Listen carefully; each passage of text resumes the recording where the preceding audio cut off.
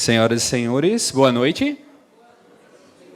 O Laboratório de Cidadania e Educação e Direitos Humanos, o LACED, em parceria com o Núcleo de Prática Jurídica, o NPJ, Curso de Direito, Pedagogia, Letras em Inglês, Colégio Unifeb e o Centro Universitário de Brusque, Unifeb, promovem hoje a abertura da segunda Semana Literária Unifeb, com o objetivo de estimular, despertar e aproximar os discentes, docentes e colaboradores da Unifeb, bem como a comunidade em geral do mundo literário.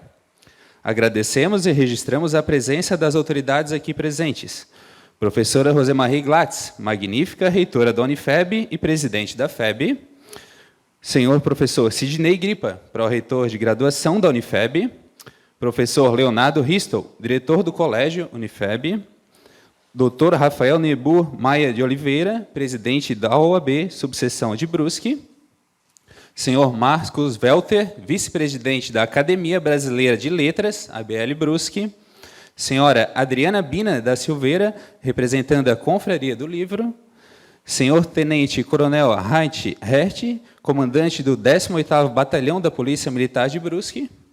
Senhora professora Ana Lúcia Martins Matoso, coordenadora do curso de Direito da Unifeb. Senhora professora Rosana Paza, coordenadora do curso de Letras em Inglês da Unifeb. Senhor professor Ricardo Viana Hoffmann, coordenador do LACED, Laboratório de Cidadania e Educação e Direitos Humanos da Unifeb. Senhor professor Ricardo José Engel, escritor e debatedor desta noite.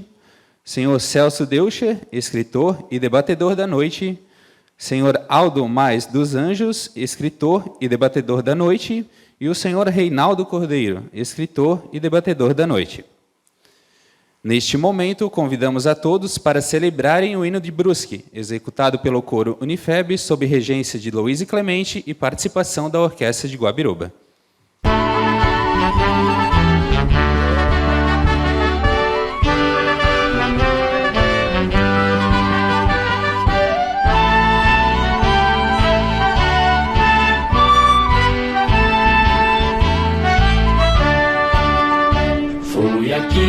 Neste vale tranquilo, entre os montes e o rio escondido, que há 100 anos atrás cogido de imigrantes surgiu destemido, os heróis palmilhando o roteiro, sobre o solo que a vez desbravou, esse nome vulgar pioneiro. Semente de Brusque plantou. Salve Brusque, imortal, no recesso dos teus vales ressoa nos ares o cantar triunfal do progresso, pela voz singular dos teares. Salve Brusque, imortal.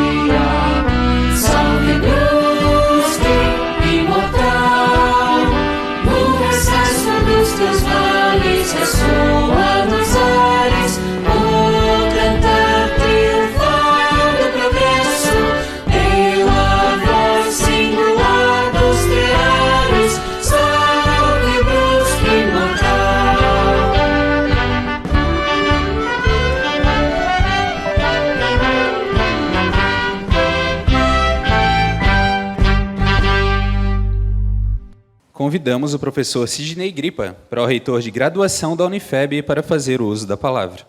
Boa noite a todos. Meus cumprimentos à magnífica reitora da Unifeb, professora Rosemary. Em seu nome, cumprimento as demais autoridades, já mencionadas no protocolo. Gostaria de cumprimentar aqui o Laboratório de Cidadania, Educação e Direitos Humanos, na pessoa do professor Ricardo Hoffmann e seus integrantes, pela organização do evento, sempre bastante cuidadoso, né, e com temáticas de suma importância para a nossa cidade e nossa região.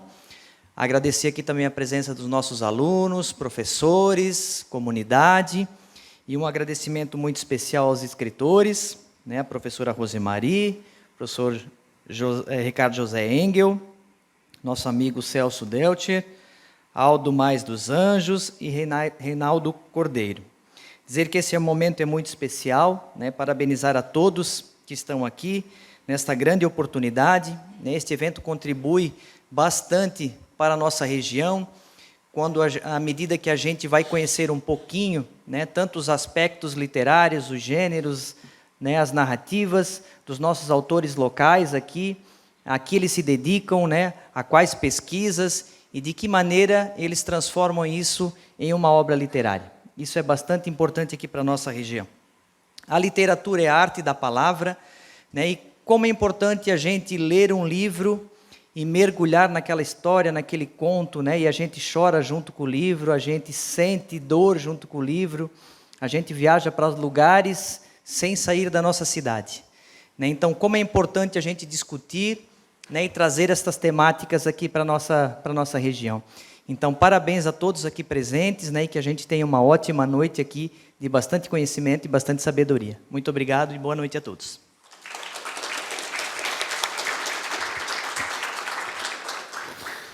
Convidamos o Dr. Rafael Niebuhr Maier de Oliveira, presidente da OAB, subseção Brusque, para fazer o uso da palavra. Muito obrigado, uma ótima noite a todos. Cumprimento aqui a nossa magnífica reitora recém-reeleita, né, que terá um novo período à frente da nossa querida Unifeb, a doutora Rosemary.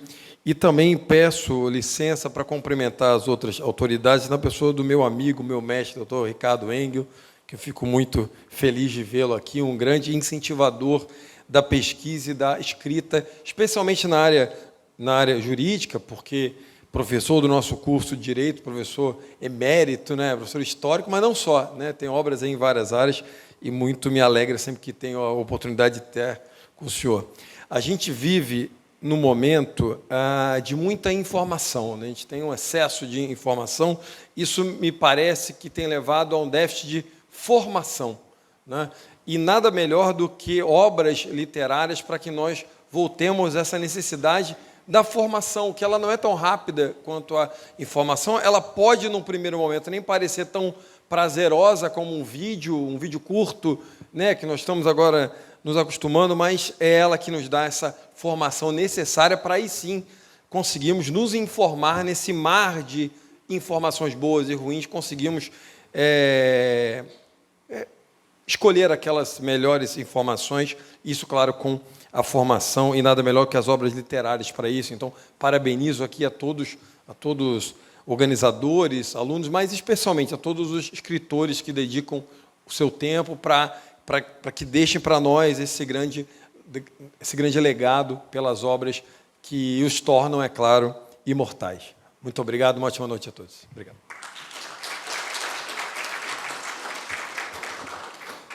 Passamos a palavra para o senhor Marcos Welter, vice-presidente da Academia Brasileira de Letras, ABL Brusque. Eu trago um fraterno abraço da senhora Terezinha Debatim, que é atualmente a presidente da Academia de Letras do Brasil, seccional aqui de Brusque. Falar um pouquinho sobre a academia, o começo. Em 1995, o Dr. Mário Carabajal, um gaúcho de Bagé, da mesma terra do Marco Antônio Pizarro da Silveira, pai da Adriana, ele procurou o presidente da Academia Brasileira de Letras, que tem valorosos membros, e alguns deles nós muito respeitamos, e propôs a abertura daquela academia para não ficar limitado a um número só de 40 pessoas aptas a expandir cultura e saber para o nosso imenso país. E a resposta foi de que a Academia Brasileira de Letras copia o sistema francês, que tem 40 e não será aberto. É mais fácil ele, o Carabajal, abrir uma nova academia do que ampliarem aquela existente. Assim, no dia 1º de janeiro do ano 2000, no limiar do novo século, o Dr. Mário abriu a Academia de Letras do Brasil, que hoje tem em todos os estados do Brasil, tem em vários países, e eu tenho acompanhado o Dr. Mário em eventos por vários estados do Brasil, e ele sempre cita Santa Catarina como exemplo para todo o Brasil, porque aqui nós temos mais de 100 seccionais, mais de 100 cidades que têm Academia de Letras do Brasil. E isso significa que é o estado que mais está envolvendo em cultura, em saber. E o Dr. Mário, naquela época, quando ele resolveu fazer isso, ele tinha 30 e poucos anos, quando a maioria das pessoas nessa faixa etária está preocupada em garantir o futuro, estabilidade financeira, e ele, altruísta, voltado para as coisas do alto, para o saber, se empenhou no sentido de levar cultura para o povo. Eu queria cumprimentar a doutora Rosemary, reeleita, com muito justo, muito mérito, e cumprimentar o professor Ricardo pela iniciativa, aos demais mestres envolvidos, e um recadinho para os estudantes. Você faz parte de um projeto dele lá de cima, para o sucesso. Acredita, você vai se dar bem na vida. Ele quer que você se dê bem. Pense grande, pense alto e sejam muito, muito felizes. Muito obrigado.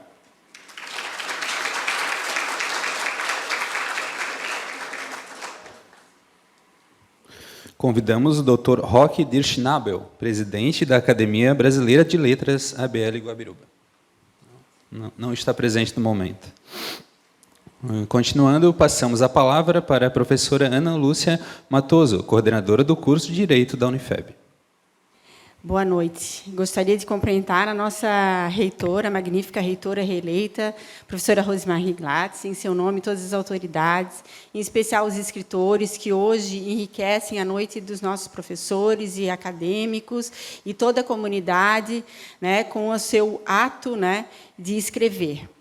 É com alegria que iniciamos a jornada da segunda Semana Literária Unifeb. Agradeço o convite do professor Ricardo Viana Hoffmann, organizador e coordenador do LACED, Laboratório de Cidadania e Estudos em Direitos Humanos, do Centro Universitário de Brusque, e cumprimento todos que participam e que têm a oportunidade de viver essa experiência. O ato de escrever passa por diversas etapas e é recheado de desafios. E os escritores e historiadores da noite de hoje mostram que a literatura é um veículo que desenvolve diversas habilidades importantes para qualquer pessoa, como ler, conhecer, organizar dados, planejar, interpretar, escrever, revisar, formatar, entre outros. A literatura amplia nossa compreensão a nível local, regional, nacional e mundial, pois o que a literatura proporciona é o poder de aumentar nossas percepções e conhecimentos. Escritores e historiadores que participam hoje aqui, eu vou falar um pouquinho só sobre a obra que vocês vão ter aqui, que eles escreveram, e o ato de escrever, que hoje eles só contribuem para trocar essa experiência com todos nós. A escritora e historiadora Rosemary Glatz fez uma carreira na Receita Federal, é professora universitária, mas Brusque, os 60 e 160 elementos da nossa história, mostra momentos históricos distintos, de modo atual e interessante, conhecemos muito sobre nosso município, bem como Política, Poder e Fortuna, nuances da vida do cônsul Carlos Renaud, um livro envolvendo 5 anos de pesquisa, E O Voo da Águia, 150 anos de imigração polonesa no Brasil. Narrativa de experiências marcantes, pesquisa em loco, uma vez que a cultura polonesa faz parte da nossa região de modo significativo, nas áreas das artes, música, filosofia, literatura e ciência. O escritor e querido professor, auditor fiscal do trabalho também, Ricardo José Engel, meu professor, destaco livros de sua autoria envolvendo diversos temas, como o contrato individual do trabalho e biografias que valorizam os feitos de homens que contribuíram para uma sociedade harmônica, estruturada no trabalho e solidária, particularmente seu Ivo Moritz e o meu professor também, né, Marco Antônio Bizarro da Silveira, pai da professora Adriana, que foi um grande amigo. E, como colecionador de bicicletas, o escritor Ricardo Zé Engel nos encanta com Pedalando pelo Tempo, História da Bicicleta, em Brusque, entre outras obras. Celso Deutscher, jornalista, professor, conselheiro municipal de Cultura de Brusque, alguns de seus livros, A Revolução do Voto, 20 anos de voto eletrônico no Brasil, O Sul é o meu país, com base em estudos e pesquisas de campo, além de escrever a biografia de Maninho Andrade, empresário da nossa região. Aldo Mais dos Anjos, autor dos Anjos, autor das revistas Cartoon. E gostei muito do seu blog, escritor Aldo. Visitando seu blog bem estruturado, observamos temas como colonização do Vale do Itajaí-Mirim, Vila de São Luís Gonzaga, entre outras produções que estão a caminho. O blog deixa bem claro ali, né, a continuidade. O escritor Reinaldo Cordeiro, com formação em filosofia e história, assessor legislativo e com sua experiência entre outras produções literárias, conheço a biografia de Laércio Knies e a pesquisa aqui para os alunos, tanto de Direito quanto de Administração, sobre os atacadistas e distribuidores catarinenses na constituição de suas empresas. Muito bom estar aqui, essa noite, aprendendo com esses escritores sobre o ato de escrever. E queria, só para finalizar, nas palavras de Jorge Amado, o escritor é um aprendiz do seu ofício até que deixe de escrever. E, nas palavras de Simone de Beauvoir, não se pode escrever nada com indiferença. Obrigada.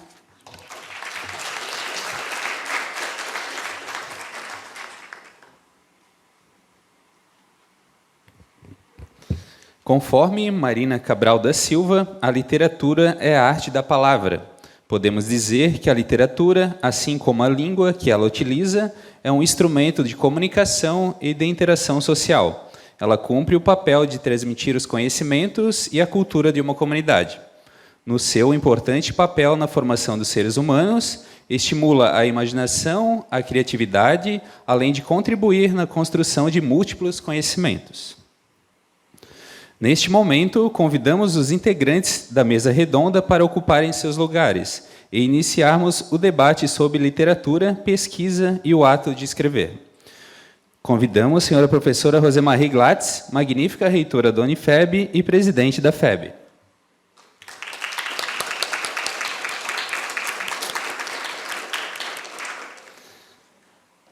Senhor professor Ricardo José Engel, professor e escritor. Senhor Aldo Mais dos Anjos, escritor.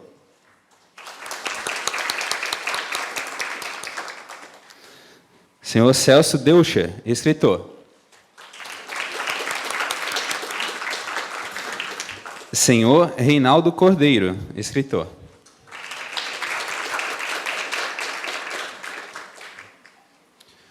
Rosemarie Glatz é escritora, pesquisadora, reitora e professora universitária e funcionária pública federal aposentada.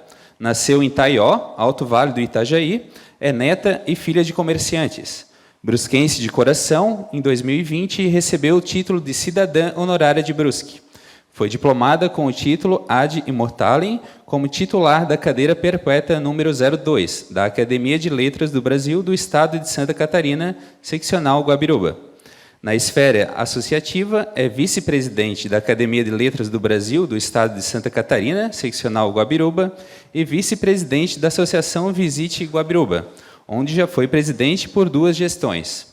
É diretora para assuntos comunitários e integra o Conselho Deliberativo da Associação Empresarial de Brusque, Guabiruba e Botuverá. Integra o Conselho Deliberativo da Associação Catarinense das Fundações Educacionais. Professora universitária desde 1997 no Centro Universitário de Brusque, Unifeb. Atuou como professora e coordenadora em cursos de graduação e pós-graduação. E ali foi assessora da Pró-Reitoria de Pós-Graduação, Pesquisa, Extensão e Cultura. Coordenou o grupo de pesquisa, História, Memória e Patrimônio Cultural da Unifeb. Presidiu o Conselho Editorial da Unifeb e, desde abril de 2019, Rosemarie Glatz é reitora e presidente do Conselho Universitário do Centro Universitário de Brusque e presidente do Conselho Administrativo da Fundação Educacional de Brusque, FEB. Funcionária pública, aposentada pela Receita Federal do Brasil, também trabalhou na Prefeitura Municipal de Itaió e na Exatoria Estadual de Santa Catarina. Foi chefe da Agência da Receita Federal em Brusque entre abril de 2009 e fevereiro de 2018, quando se aposentou do serviço público. Mestre em Administração, pós-graduada em Auditoria Contábil e graduada em Administração. Há alguns anos descobriu sua grande paixão pela história e, desde então, vem se dedicando à pesquisa e à escrita, principalmente aos temas relacionados à educação, turismo regional e imigração alemã e polonesa para os vales do Itajaí e Itajaí-Mirim. É considerada uma autoridade no que se refere à imigração alemã e polonesa para Brusque e cidades do entorno.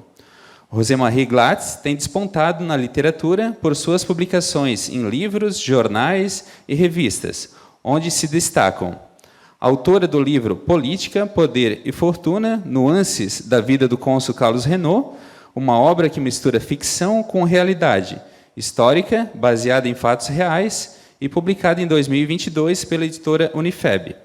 Autora do livro O Voo da Águia, 150 anos de imigração polonesa no Brasil, publicado em 2021 pela editora Unifeb.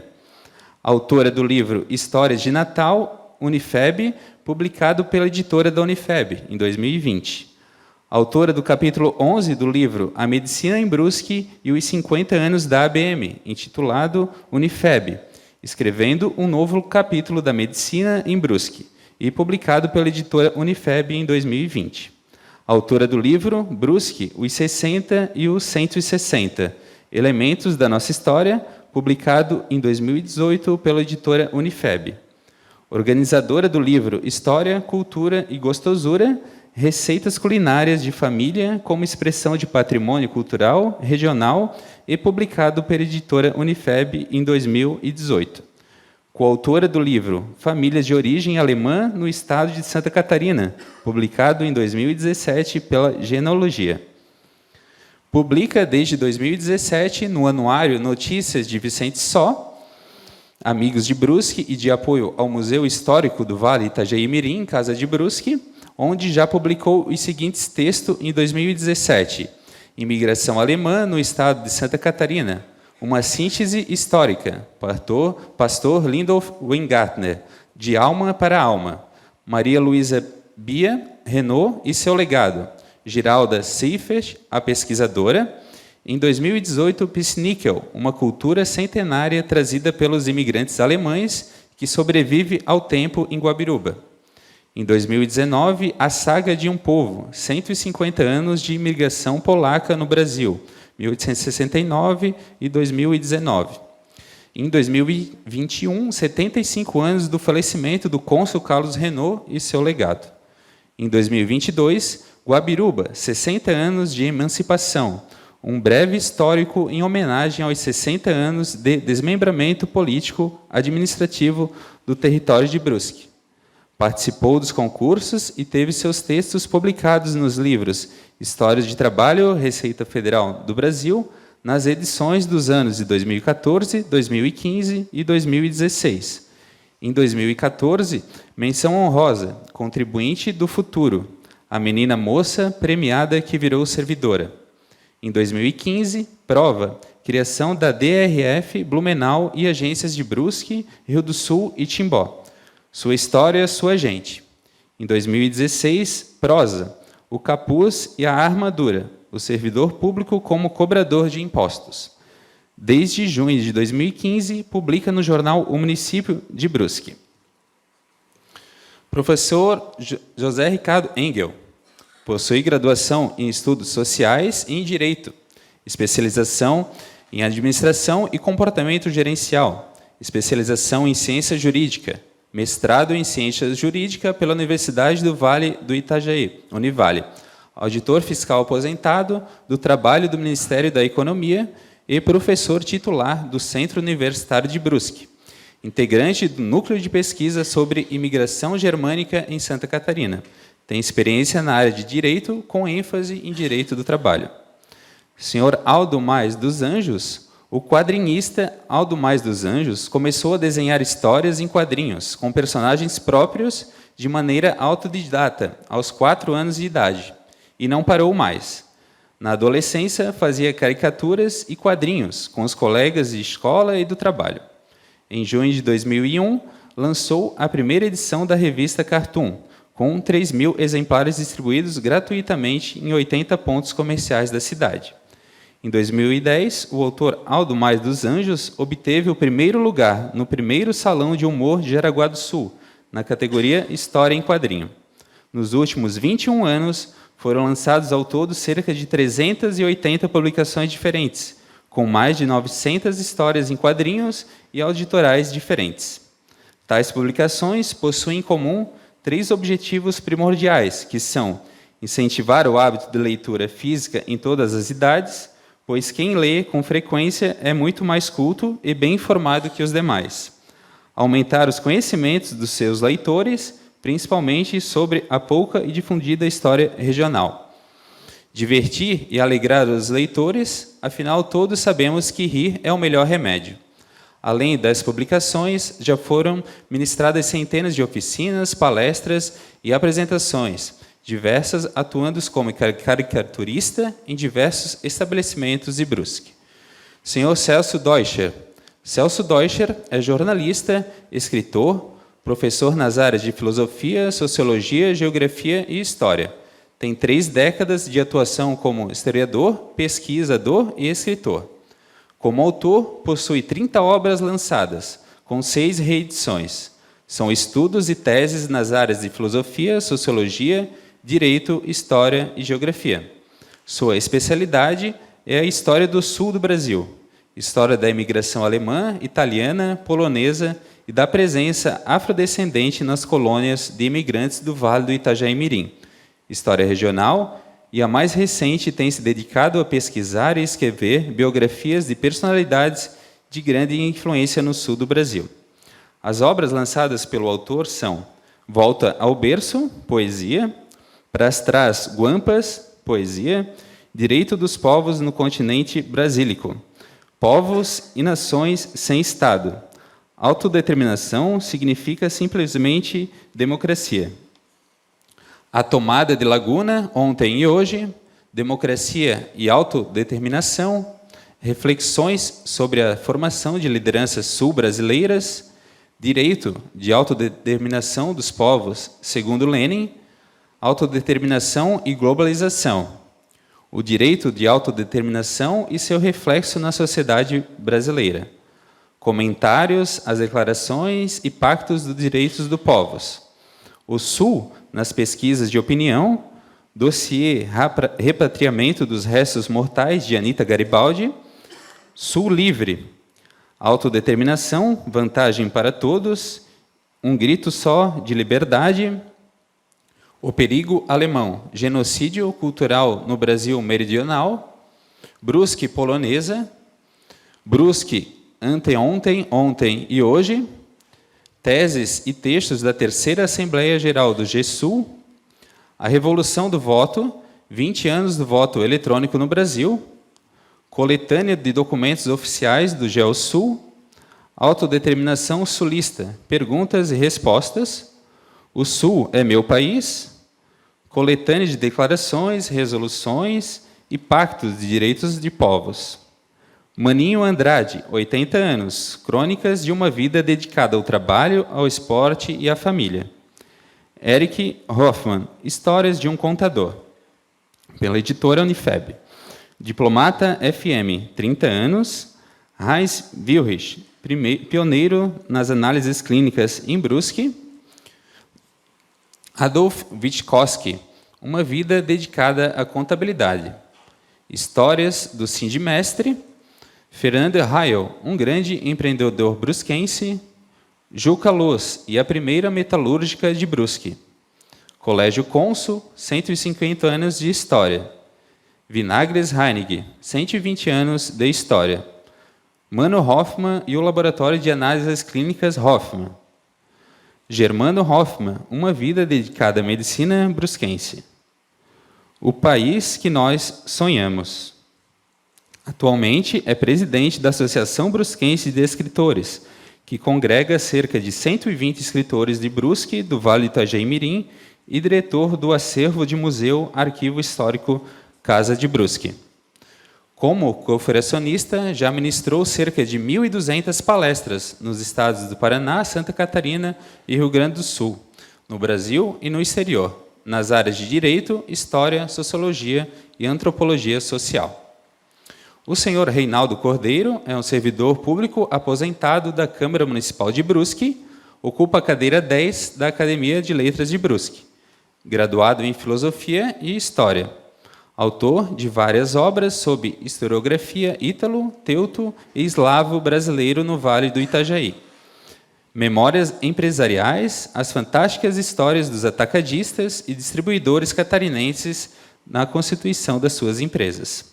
Sentinela do Passado, 1 e 2, Lembranças do Piloto Schaeffer, Euclides Visconti, Memórias, J. Duarte, Soa Bem Melhor, Kistenmacher, Genealogia, Stack, Raízes, Luiz Baumgartner, Memórias, Os Pensamentos de Gentil Batiste Archer, Relembrando o Caminho e o Projeto Jerry e as empresas multinacionais da Amazônia. Boa noite a todos. Saúdo as autoridades, nossos coordenadores, professores e, de forma especial, os nossos acadêmicos. Hoje vocês têm uma atividade que, com certeza, é um pouco diferente da qual vocês estão acostumados. Saúdo os meus pares aqui, que dão a honra da sua presença para conversarmos um pouquinho da experiência que é a pesquisa e a arte da escrita. Tá? E, antes de passar a palavra, um pequeno texto. Todos os bons livros assemelham-se no fato de serem mais verdadeiros do que se tivessem acontecido realmente. Terminada a leitura de um deles, sentimos que tudo aquilo nos aconteceu mesmo, que agora nos pertencem o bem e o mal, o êxtase, o remorso e a mágoa, as pessoas e os lugares e o tempo que fez. Se conseguires dar essa sensação às pessoas, meus queridos, então és um bom escritor. Eu vou dar início, passando a palavra para o colega Tchê, o Celso Deucher, e, na sequência, a gente já combinou aqui como é que vamos conversar. Vocês fiquem à vontade, se eventualmente quiserem interagir, tá? Não é muito formal, pintou a dúvida, já perguntem. E, ao final, nós teremos sorteios de vários livros, tá bom, gente? A gente vai regular assim para vocês não perderem a hora para o ônibus e nem para a carona, mas nós temos vários livros muito legais para vocês levarem de presente. Não tem para todos, mas tem bastante, tá bom? Celso, com a palavra. Obrigado, professora. Saudar os meus colegas. Eu fiquei apavorado, Ricardo, quando ele começou a ler aquela montoeira de livro ali. Gente, são livrinhos pequenininhos, não são tudo livro grande, né? Graças a Deus, nos últimos anos, eu tenho me dedicado mais à pesquisa histórica. Mas já fiz um livro chamado Para Duas Guampas. Eu sou lá da Serra e lá se usa muito essas expressões regionalistas e tal, né? Assim como Volta ao Berço, outros livros na área de poesia e tal. Eu acho que todos nós somos um pouco poetas. Quando a gente cantava o hino de Brusque, vocês já pararam para pensar que poesia linda é aquilo ali? Né? Que foi feita para a nossa cidade. Quando a gente canta e sabe que vem todo aquele sentimento de amor pela cidade, isso é poesia. Assim como a gente, quando manda aquele WhatsApp lá para o namorado, para a namorada, né? Cara, só para te dizer que você é o máximo para mim. Fez poesia. Né? Assim como o conto, a crônica, a pesquisa histórica, no final das contas, ela é quase poesia. Sabe por quê? Porque muitas vezes você tem histórias tristes que você ouve, né? De pessoas que são referência na cidade, mas que quando você senta, bota um gravador na frente dela, você começa a recolher a história para depois você escrever, e você vê que muitas pessoas com histórias extremamente tristes, no final, para que o livro fique bom para o leitor poder ler, você, muitas vezes, não pode sonegar a verdade, mas você trabalha a palavra. Por isso eu digo sempre que o escritor também ele é um artesão da palavra. Né? A gente pega, às vezes, coisas bem difíceis de falar, mas que você vai indo e...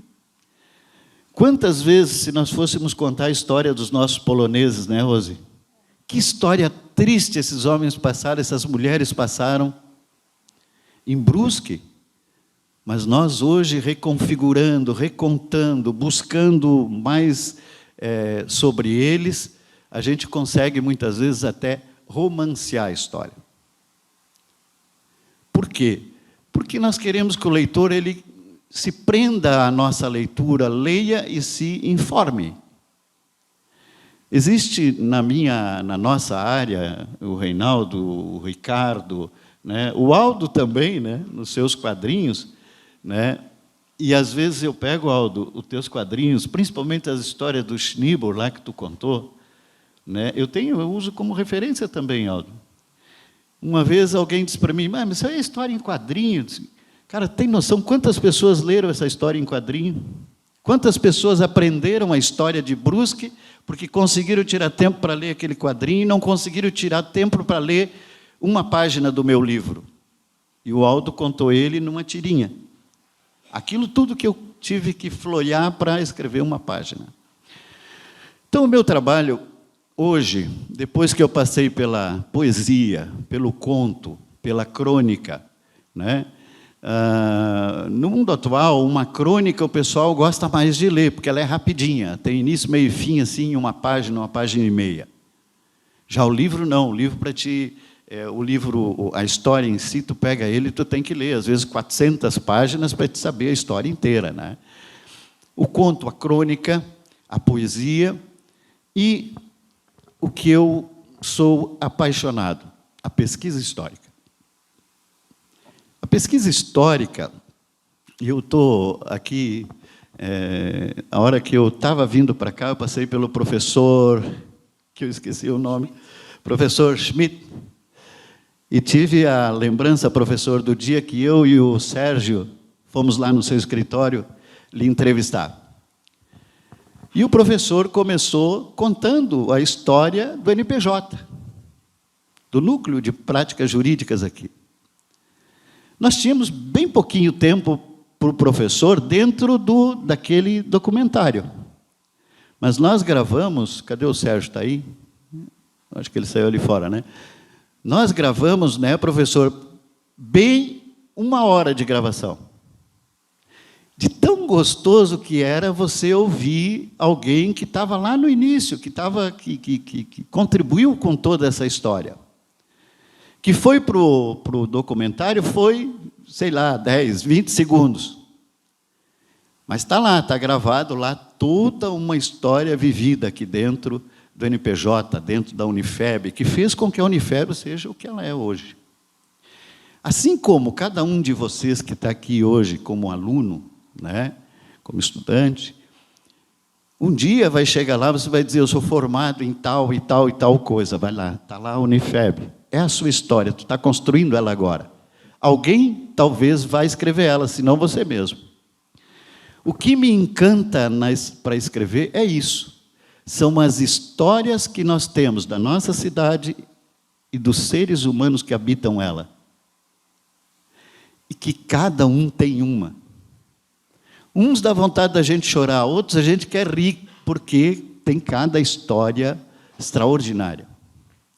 Um dia, falando com o Nilo Krieger, e ele brincando, ele disse: sabia que o Adolf Hitler teve em Brusque? E o Nilo é brincalhão, mas é um cronista extraordinário. Eu disse: não sabia. Sim, ele teve, numa crônica teve, e o meu pai estava junto nessa. E ele contou uma história do Itajaí Mirim, durante a guerra, a Segunda Guerra e tal, e que havia um medo de que os alemães invadissem Brusque, tanto que fechavam as janelas e portas e tal. Mas em Brusque todo mundo falava alemão. E aí destacaram um grupo de alemães, entre eles o pai do Nilo, para ir lá embaixo no Limoeiro e fazer uma campana para ver se não... né? Mas havia ainda, além disso, um outro recurso. Os alemães viriam de submarino. Olha que coisa louca, que história doida. E como é gostoso ouvir isso. Acontece que lá pela meia-noite, todos os alemães ali, tudo soldadinho do tiro de guerra, escutaram um barulho na água. Se apavoraram. Outro barulho na água. E um deles disse: é um submarino alemão. Aquilo foi um estardalhaço, todo mundo pegou a espingarda e foi lá para olhar e tal. E alguém resolveu, disse: não, nós temos que ter certeza de que é. E aí um deles tomou coragem e perguntou em alemão: quem vem aí? Eu não sei como é que fala isso em alemão, Ricardo. Quem vem aí em alemão? Como? Wer kommt da? Wer kommt da? E o cara lá dentro do rio respondeu: é o Adolf. Foi. Ficou todo mundo doido. Cara, o próprio Adolf aqui, rapaz. O que nós vamos fazer? Vamos tocar bala no cara. Aí o cara disse: não, peraí, vamos de novo, pô, vamos perguntar. Eu acho que nós ouvimos errado. E perguntaram de novo: quem vem aí? E o cara de novo: é o Adolf. O Adolf Moritz. E o cara disse: não, até que enfim. Mas na cabeça deles, veja como é a coisa. Na cabeça deles, era o Adolf Hitler que estava vindo. Então, veja, isso são histórias do nosso povo que eles vão se perdendo ao longo do tempo. É uma história para rir, mas tem-as para chorar. Tem-as para recontar histórias das pessoas que a gente ama.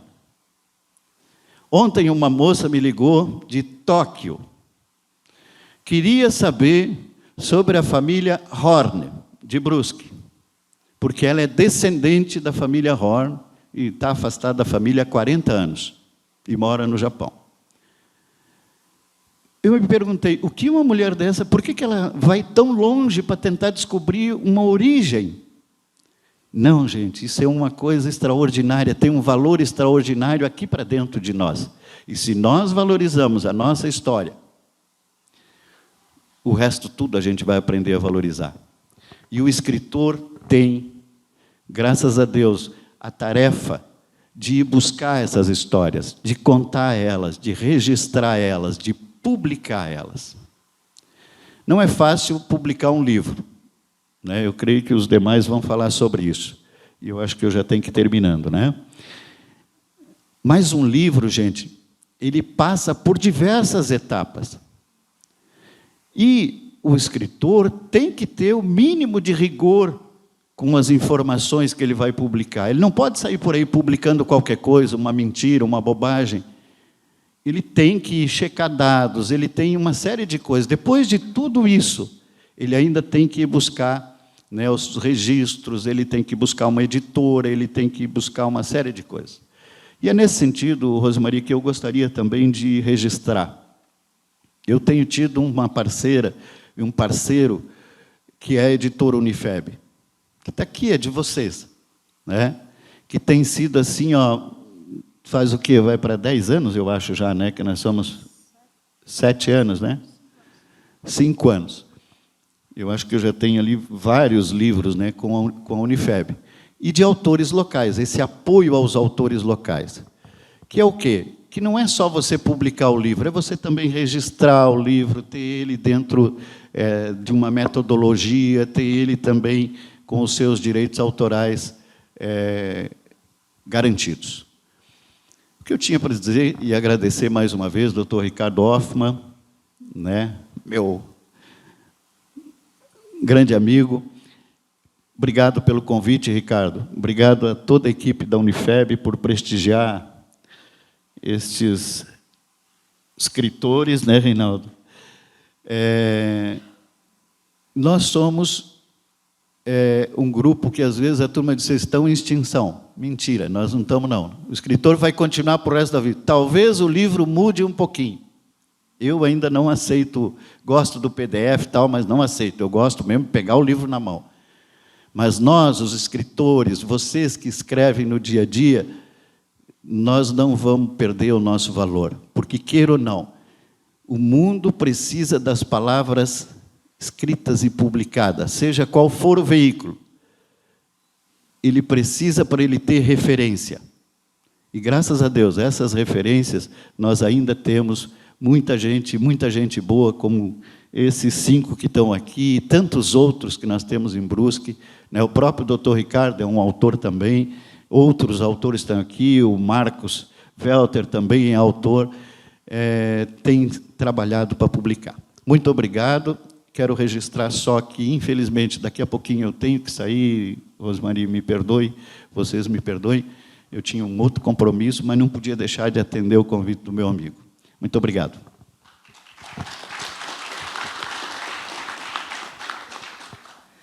Obrigada, Celso. Alguém gostaria de trazer alguma consideração, alguma pergunta para o Celso? Não? Quando nós temos aqui alunos e professores e coordenadores de vários cursos. Quais as obras vocês já leram? Quais são os autores que são as referências básicas e as complementares? Qual foi o processo dessa construção? Quando se fala em produção para usar numa universidade, por exemplo, ou numa escola de ensino fundamental, 1 e 2, ou ensino médio, tem toda uma didática que tem que ser observada. Parem e reflitam um pouquinho como aquele autor, que hoje é a referência básica das disciplinas que vocês estão cursando, como chegou nesse ponto? O que um autor faz? Como a obra dele pode se transformar numa referência? A resposta é com vocês, mas agora vou passar para um autor que com certeza é referência para vocês, para alguns de vocês, né? E antes de passar a palavra para ele, vou trazer aqui um pouquinho de Fernando Pessoa, no livro do Desassossego. Escreveu ele: que escrever é esquecer. A literatura é a maneira mais agradável de ignorar a vida. A música embala, as artes visuais animam, as artes vivas, como a dança e o representar, entretêm. A primeira, ou seja, escrever, porém, afasta-se da vida por fazer dela um sono. As segundas, contudo, não se afastam da vida. Umas porque usam de fórmulas visíveis e, portanto, vitais, outras porque vivem da mesma vida humana. Não é o caso da literatura. Essa simula a vida. Um romance é uma história do que nunca foi, e um drama é um romance dado sem narrativa. Um poema é a expressão de ideias ou de sentimentos em linguagem que ninguém emprega, pois que ninguém fala em verso. Ricardo.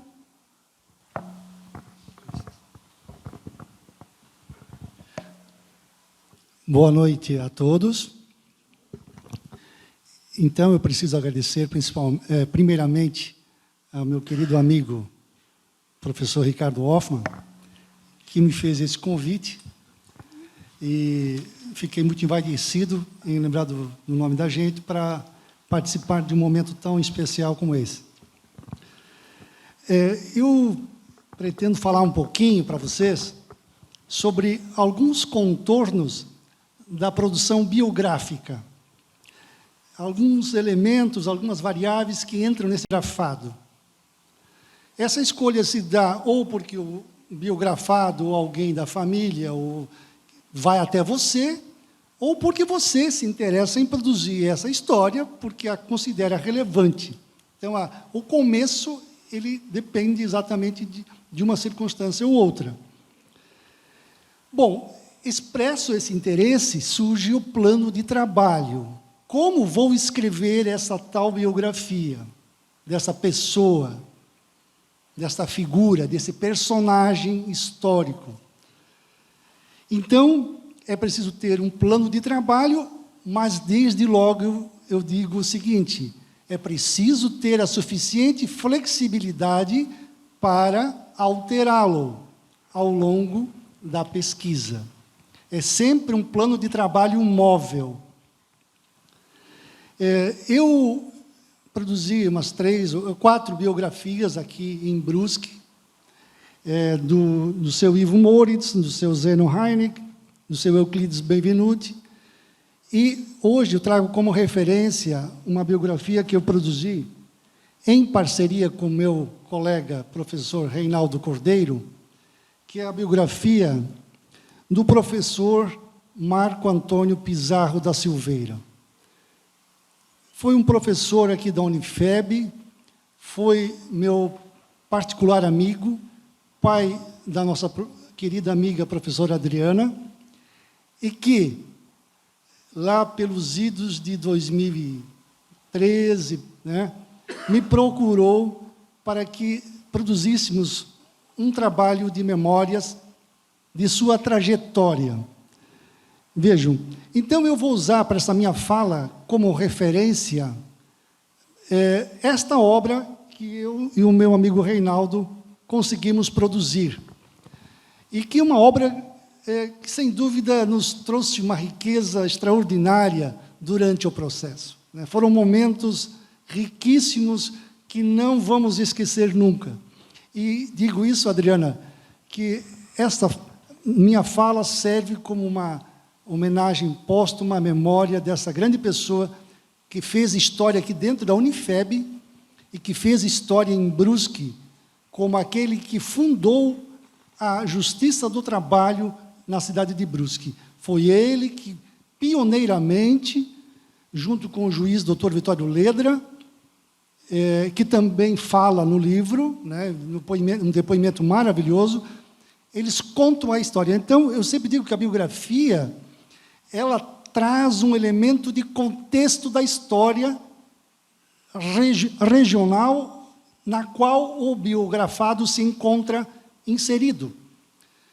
E isso acontece aqui também. Então, a história de Brusque passa por esse livro também. Se você quiser conhecer a história da Justiça do Trabalho, o seu nascedouro em Brusque, aqui está a melhor, digamos, o melhor registro em termos de detalhes, porque ali falam as pessoas que construíram isto.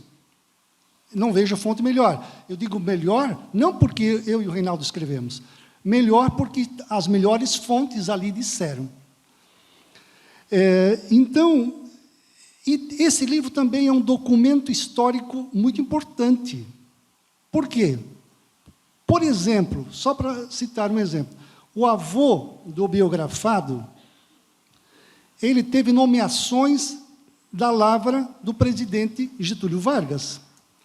No livro nós temos o documento com a assinatura das nomeações da parte do nosso ex-presidente Getúlio Vargas, nomeando-o como juiz federal, o avô do professor Marco Antônio.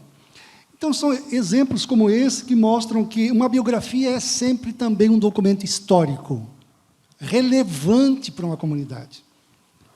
Será que, se não tivéssemos escrito a história da Justiça do Trabalho em Brusque, ela estaria escrita em outro local, de maneira condensada, sintética? Talvez não. Então, só aí já está um grande valor. Então, como é que se procede essa biografia? Começa, então, com as entrevistas do próprio biografado, que, naturalmente, como é o caso de pessoa viva, né? Ou, então, da entrevista com pessoas que a conhecem. E, claro, também, sempre as entrevistas, num processo biográfico, precisam ser confrontadas com documentos, meu caro Neto, possivelmente de uma fonte histórica publicada, um arquivo, um documento. Por quê? Porque a memória, ela nos engana muitas vezes. Nem a própria memória do autor também não pode receber um alto grau de confiança. Por quê? Porque tente rememorar com detalhes fatos de 20 anos atrás da sua vida. Você terá problemas em dizer a faixa de 3, 4 anos, em situar pontualmente aquele fato. Então, imagina uma pessoa que tem que falar de um processo, às vezes, de 40 anos atrás, de 50 anos. Então, a memória, ela é capciosa. Por isso, sempre que você tiver uma informação, você for escrever um livro e tiver uma informação, trate logo de anotá-la.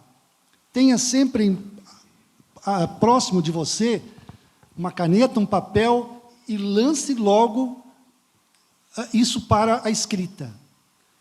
E não é só um fato memorado, é também uma ideia. É também uma ideia. Confesso a vocês que várias vezes, de madrugada, eu levanto, vou até o escritório e escrevo 3, 4 linhas. Porque eu fico com medo de que no outro dia isso não mais virá daquele jeito como eu pretendia escrever. Então faço esse trabalho, vou lá, é coisa meio de louco, mas a gente tem que fazer isso, né? Porque, volto a dizer, não confie demais na sua memória, porque você não é um gênio. Você é muito inteligente, você é muito capaz, mas a genialidade é para poucos, né? Definir forma e estilo. Então, você tem que também definir qual é a forma que eu quero adotar para essa biografia, qual é o estilo.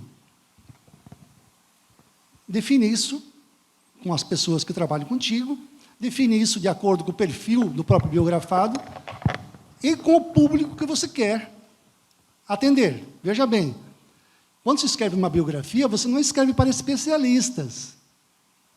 Eu vou escrever o Jus Variandi, como eu escrevi. Jus Variandi, qual é a minha expectativa de leitores? A minha expectativa de leitores eram advogados, trabalhistas, estudantes de direito do trabalho. Ponto. Ninguém da área penal vai ler o livro do Jus Variandi. Nem posso ter essa expectativa. Agora, quando eu escrevo uma biografia, o público é genérico. Então, tem que adotar uma linguagem fora dos especialismos, fora da rebuscagem literária, e num padrão que seja aceitável e, digamos, desejável pelo público. Isso nem sempre é fácil.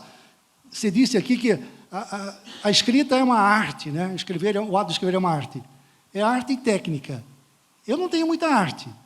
Eu não me considero um escritor. Né? Não me considero um pesquisador, vá lá, né? Um produtor de texto, um curioso da história. E não vou muito além disso. O resto é técnica e treino. Arte já eu considero aquela coisa da fluidez das ideias, coisa que você lê e baba, né? Não esperem isso de meu texto nunca, porque ele é muito mais pragmático, racional e filosófico. E depois,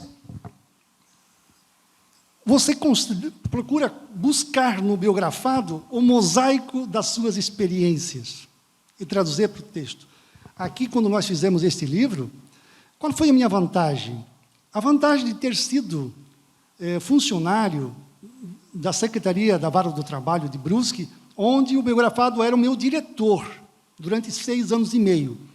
Então, eu o conhecia razoavelmente bem, pelas suas ideias, pelos seus pensamentos, pelo seu modo de ser, de lidar com as coisas, com os prazos, com as pessoas. Mas esse estilo mais rude, firme e enérgico que ele manifestava enquanto chefe, mostrou um outro lado totalmente diferente de pai, de amigo, quando nós começamos a escrever. Eu esperava um caminhão de correções. E, para minha surpresa, Dr. Welter,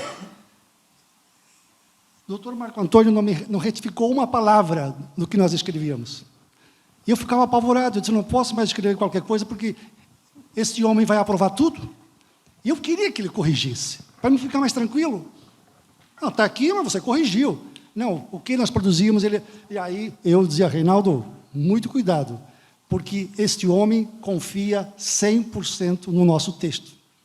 E vejam, um biografado meticuloso, corrigia todos os meus ofícios enquanto funcionário dele, com vírgula, com acento, enfim. Então, eu estava preparado para esse nível de correção, que não aconteceu. Então, essa confiança que ele te dá, isso é uma coisa espetacular. Então, nos marcou muito, né, Reinaldo? As histórias, a fluidez. E, para finalizar, eu digo assim, biografia é texto e contexto. O que era marcante na vida desse nosso biografado, Reinaldo? Era a sua paixão por uma cidade chamada São Gabriel.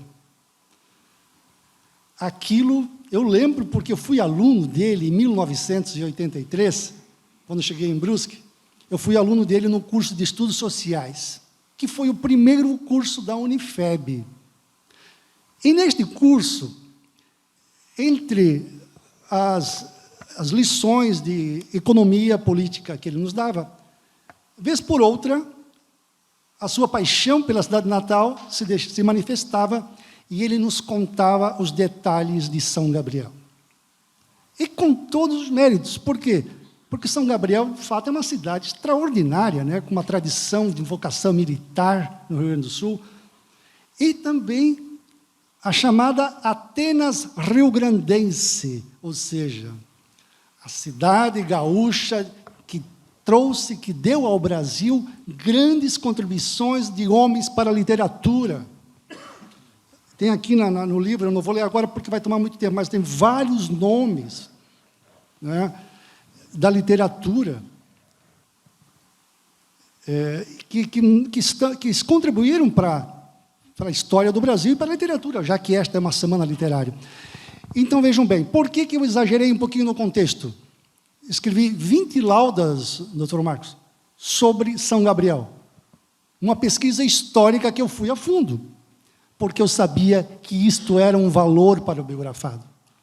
Então, novamente, ali, você tem que atender o perfil do biografado, e assim se fez. Então, foi um prazer extraordinário, né, Reinaldo, nós produzirmos esse texto, foi uma diversão, nos rimos com as histórias que ele nos contava, e foi uma experiência magnífica, né, que, com certeza, 450 páginas produzidas com muita fotografia, muito texto, textos do próprio biografado, que é um excelente escritor, né, então, textos dele, das suas instruções leonísticas, porque ele alcançou o posto máximo do leonismo no Brasil, do movimento leonístico, ele alcançou o posto máximo, enfim, uma figura que merece, mais do que nunca, um registro biográfico. Muito obrigado pela atenção.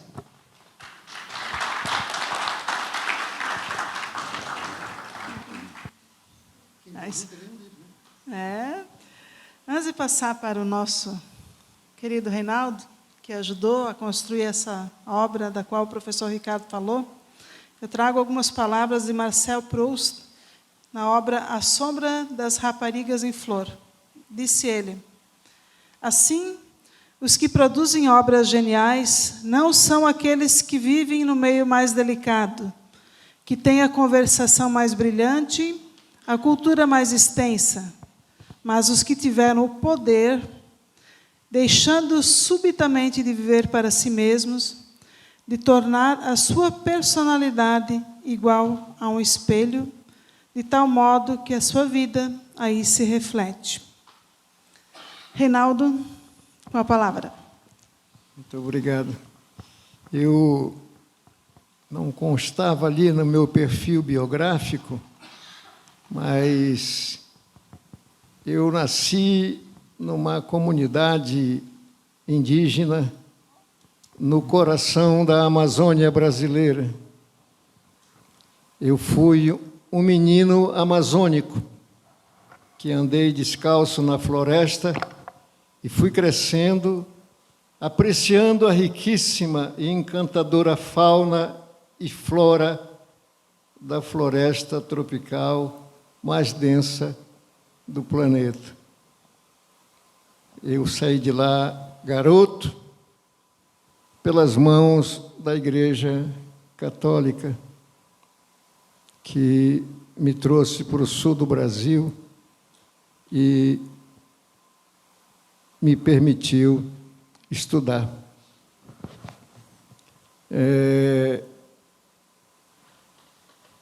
Eu dei aula por 20 anos e o meu conteúdo era filosofia e sociologia, só matéria abstrata e chata. Tem que trabalhar a mente, o raciocínio. E eu vivi muitas provas, muitos exames, muita avaliação de conteúdos. Eu fazia 1, 2, 3 perguntas e o aluno que se virava para escrever, para mostrar para mim, que sou o avaliador, de que ele conhecia sobre isso e aquilo que foi perguntado.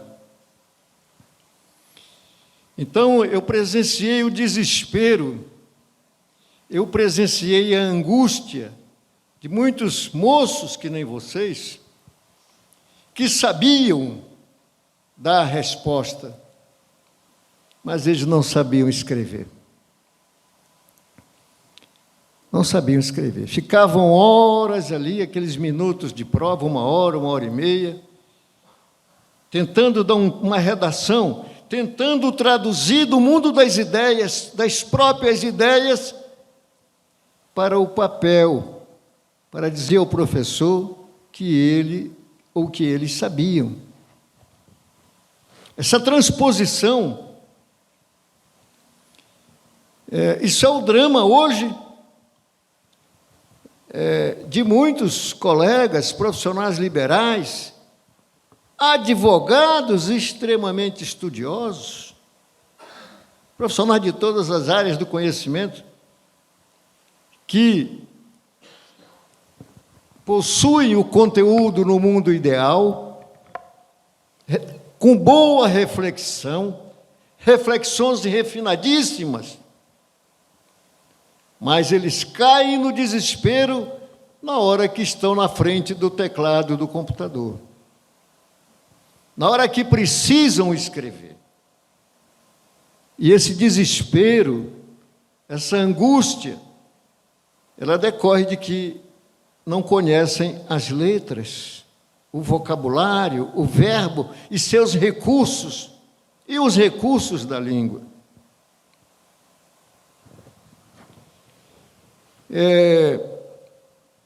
Tem remédio para isso? Tem.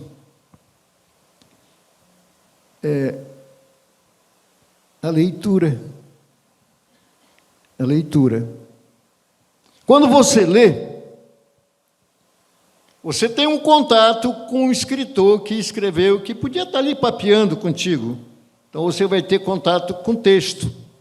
Ao ter contato com texto, você vai criando um vocabulário, você vai te enriquecendo com palavras novas, com recursos linguísticos novos, com alternativas de articulação verbal, as flexões. Então, a leitura é importante, ela não é estanque, ela é um processo. Ao longo do tempo, ao longo da história, você consegue sentar, botar a bunda no assento. Essa cadeira que vocês estão sentados aí, ela não foi escrita, ela foi desenhada por um Zé Mané. Foi por um médico ortopedista que colocou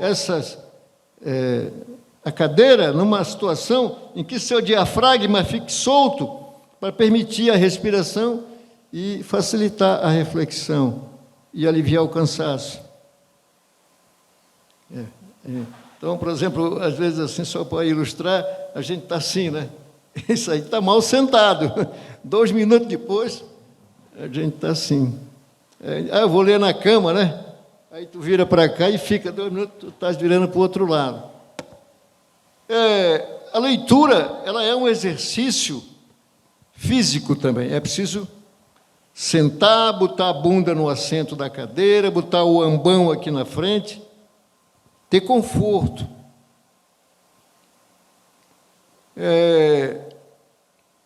A leitura,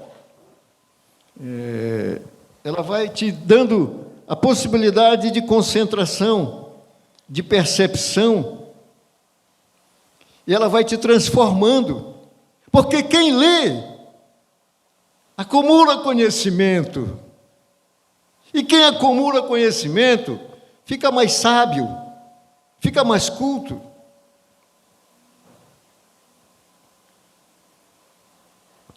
Então, a escrita,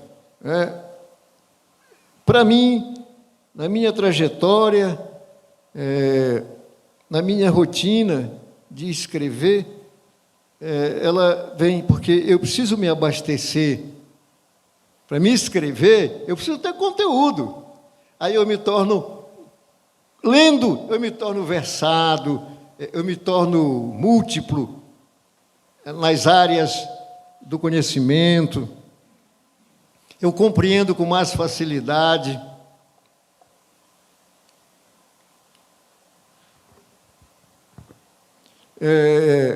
Isso requer esforço, né? Requer esforço. Agora eu vou estudar, eu vou aprender a escrever, eu vou começar a ler. Não, isso é um processo lento, persistente, até que o fato de ler, ele se torne prazeroso. Vocês sabem o que é prazer, né?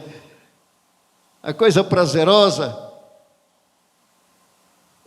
esse tem que chegar nesse estágio do prazer. Eu tenho entusiasmo em escrever.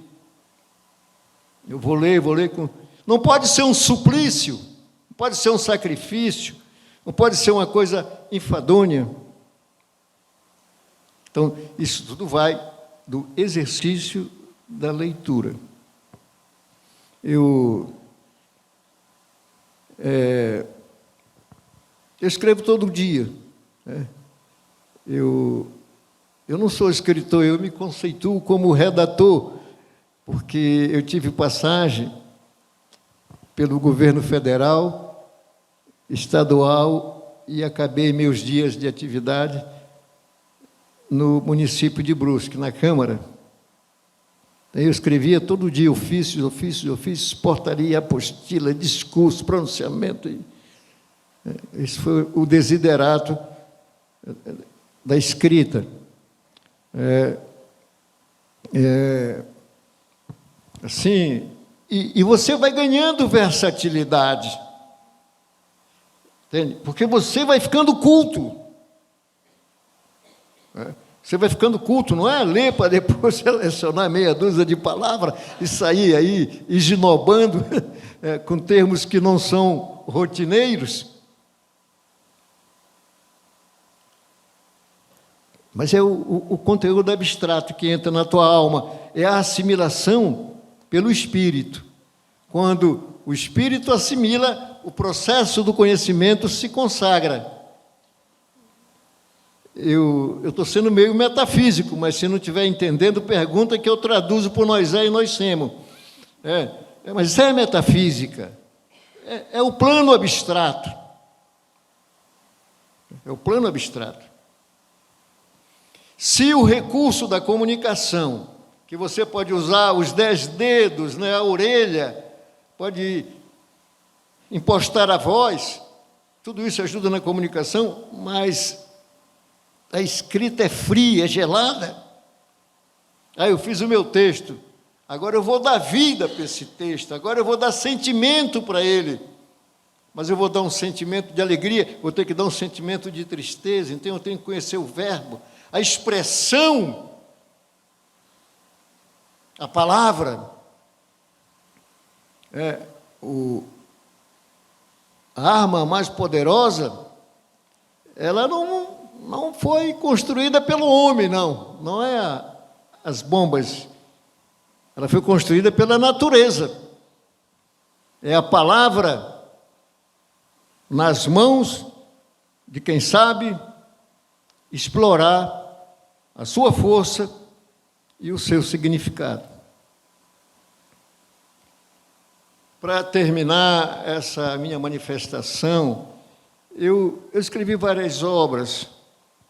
Eu tenho aquelas obras decentes e as obras indecentes. As decentes eu publiquei quase todas. As indecentes eu não publiquei e não desejo publicar. Como trabalhei, a minha vida foi no serviço público, e eu não era um pangaré. Agora eu posso falar isso, né? Isso não é jactância, interpretem bem. Eu era um funcionário bem graduado. Eu era um funcionário bem graduado, eu trabalhava perto de autoridades, eu trabalhava perto da fonte das decisões, eu ajudava a decidir, eu dava luz. O assessor é aquele holofote que fica clareando para que o executivo enxergue e consiga decidir. Eu era isso. Então, muitas vezes eu chegava em casa aborrecido com determinadas atitudes que não iam ao encontro da verdade, ao encontro da virtude, da decência.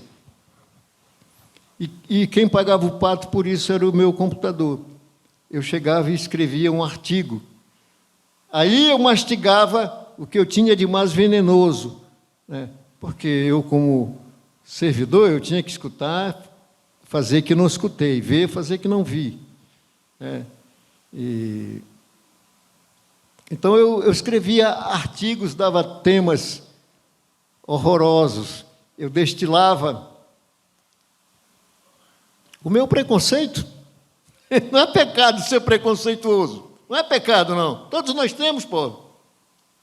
É bom não usar, né? É bom não manifestar, é bom manifestar amor, carinho, fidalguia, ternura, isso é bom. Mas você, sim, eu vou manifestar ódio, raiva. Esse é o lado, né, da minha redação, que, para os meus filhos, quando eles abrem aqueles artigos, eles dizem que isso aqui me aproxima das esquerdas. A maneira de protestar, não está errado, isso não é assim, isso não pode. Então, eu fiz isso aqui em Brusque, né? A minha vida maior foi em Brusque. Então, eu escrevi meus artigos assim. Mas eu quero encerrar dizendo que eu fui procurado por uma pessoa que ela já está no céu, na paz celestial. Ela queria publicar artigos que escreveu nos anos 30, 40, 50, 60, 70, quando ela era uma pessoa ativa. E eu recuperei esses artigos coletados no Correio Brusquense, no Rebate, Jornal Município. E depois que eu recuperei todos eles, eu selecionei, fiz uma seleção e publiquei um livro. Esse livro aqui, Sentinela do Passado, onde tem as crônicas do professor Laércio Quiniz. E depois, aí sobrou um monte de crônica, eu peguei, fiz mais uma compilação e tornei a publicar. Então, o que é que tem de bom aqui, de interessante? Aqui tem 400, perto de 500 crônicas, onde essa pessoa, ela escreveu sobre a infância da sua geração. E o que é a infância da sua geração? É a infância de Brusque dos anos 30, 40, 20, 30, onde a meninada tinha que criar o próprio brinquedo, tinha que criar o próprio brinquedo, tinha que buscar nas margens do rio Itajaí-Mirim as alternativas de distração, de lazer, para retemperar, para movimentar o físico-motor. e promover o desenvolvimento cognitivo saudável. Essas crônicas são belíssimas. Elas narram a idade dos garotos dos anos 40, dos moços dos anos 50, da chegada das afetividades, da libido que sai daqui e passa para lá, no olhar de Sigmund Freud. Aí ele fala dos bailes e domingueiras, do namoro à moda antiga, das celebrações litúrgicas da pequena vila, dos sábados, domingos e feriados. Ele se manifesta junto das coisas da cidade de Brusque, do folclore, dos casos e causos.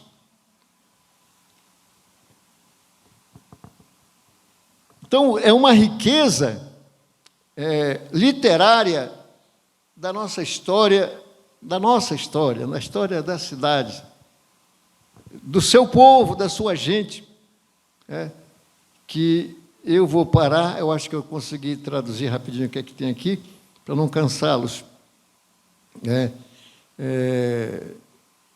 Depois que eu recuperei tudo isso, eu pensei que nunca mais ia usar isso aqui, porque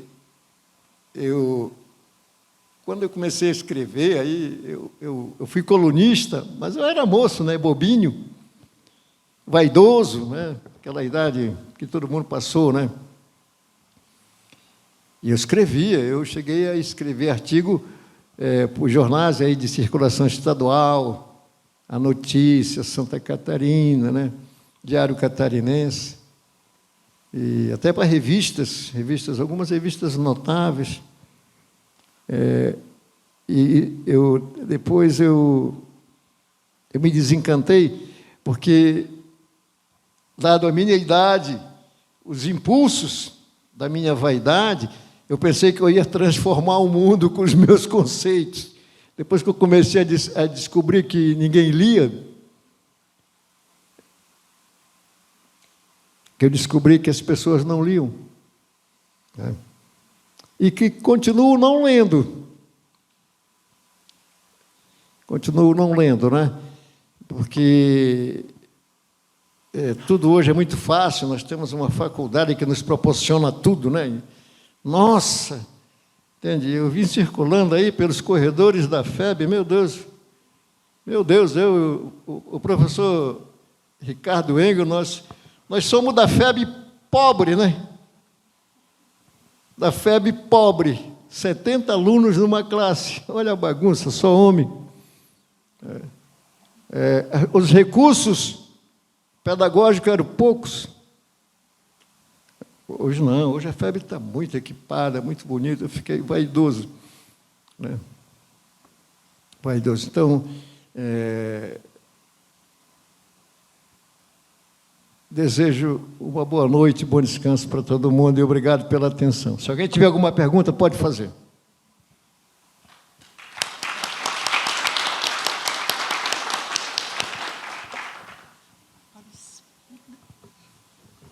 Obrigada, professor Reinaldo.